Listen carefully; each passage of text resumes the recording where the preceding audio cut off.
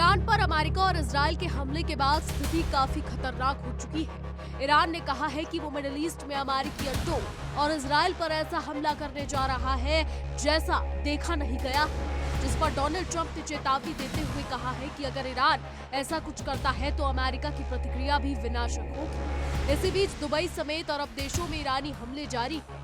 वहीं ईरान ने सऊदी अरब, संयुक्त अरब अमीरात, दुबई, कुवैत और बहरीन पर हमले किए हैं। इसलिए सवाल ये उठ रहे हैं कि क्या ईरान पर हमले के साथ तीसरा विश्व युद्ध शुरू हो गया? तो बता दें, अमेरिका के ऑपरेशन एपिक फ्यूरी और इसमें पटने लगी। एक्सपर्ट्स का मानना है कि जब लड़ाई सिर्फ तेहरान और वॉशिंगटन के बीच नहीं है, बल्कि अब लड़ाई इस बात को लेकर है कि मिडिल ईस्ट को कौन कंट्रोल करेगा। खासकर ईरान पर हुए हमले में सऊदी अरब की भागीदारी ने स्थिति को साफ कर दिया है और साथ ही काफी ज्यादा नाजुक बना दिया। मीडिया रिपोर्ट्स के मुताबिक सऊदी अरब के क्राउन प्रिंस ने डोनाल्ड ट्रंप को कई बार फोन किया था और ईरान पर हमला करने का दबाव डाला। आधुनिक मित्र देशों के गठबंधन में अमेरिका के साथ इजराइल मजबूती के साथ खड़ा है। इसके अलावा पश्चिमी देशों की इंटेलिजेंस और लॉजिस्टिक समर्थन भी अमेरिका को हासिल है। यूके ऐतिहासिक रूप से खाड़ी में यूएस की मिलिट्री कार्रवाइयों के साथ कदम से कदम मिलाकर चलता रहा। वो अभी भी अमेरिका के साथ है। इसके अलावा नेटो के सहयोगी देश सक्रिय रूप से डिप्लोमेटिक कवर और अर्ली वार्निंग रडार समर्थन दे रहे हैं। इन देशों का मकसद ईरान की न्यूक्लियर और बैलिस्टिक क्षमताओं को पूरी तरीके से खत्म करना है, ताकि पश्चिमी दबदबा बना रहे। बताते चले, अमेरिकी गठबंधन की तुलना में ईरान का गठबंधन कमजोर है। कई देशों ने ईरान पर अमेरिकी इजरायली हमलों की निंदा जरूर की, लेकिन कोई ईरान के साथ खड़ा होना नहीं चाहता। चीन ने चुप्पी साथ रखी है, वहीं रूस पहले से ही यूक्रेन युद्ध में उलझा हुआ। हालांकि ईरान अपने प्रॉक्सी मिलिशिया के बड़े मल्टीनेशनल नेटवर्क को एक्टिवेट कर रहा है।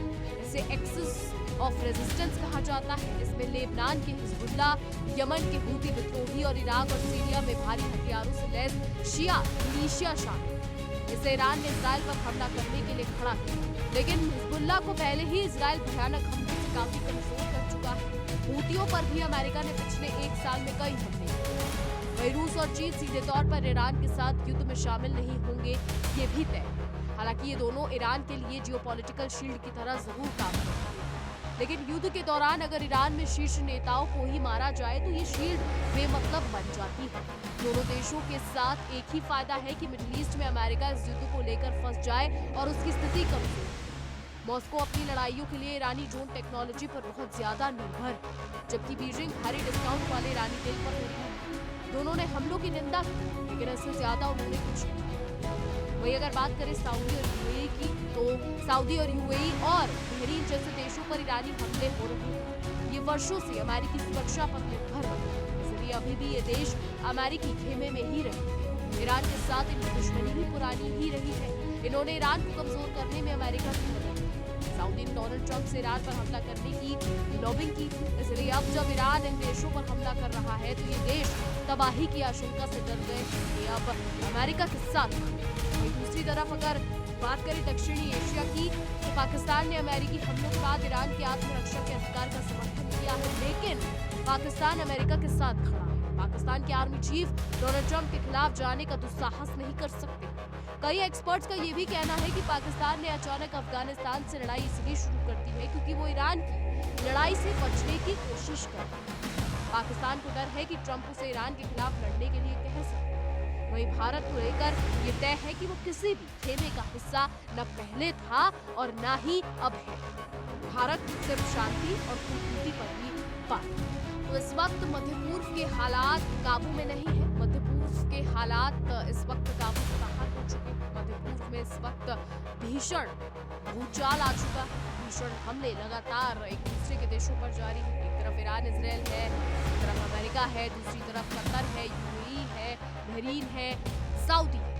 मिडिल ईस्ट में इस वक्त वर्ल्ड वॉर 3 का आगाज हो चुका है, ये यूं कहे होने वाला है। बहरहाल अब आगे देखना होगा क्या कुछ होता है। फिलहाल हमारी आज की रिपोर्ट में हो सकता है क्या कुछ राय है, आप इस पर क्या कुछ सोचते हैं कि आने वाला समय मिडिल ईस्ट को पूरी तरीके से बर्बाद कर देगा? क्या ईरान, इजराइल और अमेरिका के बीच जो ये खतरनाक युद्ध चल रहा है, जिसमें अयातुल्लाह अली खामेनी की भी मौत हो चुकी है, क्या ये वर्ल्ड वॉर 3 की शुरुआत है? वर्ल्ड वॉर 3 से शुरू होगा? क्या लगता है आपको? कमेंट सेक्शन में जरूर बताइएगा। बाकी ईरान, इजराइल और अमेरिका में जो युद्ध चल रहा है, जो भी युद्ध चल रहा है इन सबकी खबरें जानने के लिए जुड़े रहिए हमारे साथ इंडिया टीवी। देखिए इंडिया डेली 24/7 अब आपकी स्मार्ट टीवी पर। इंडिया डेली मौजूद है सभी डिजिटल प्लेटफॉर्म पर लाइव और लगातार। इंडिया डेली 24/7 हर दिन राष्ट्र को समर्पित।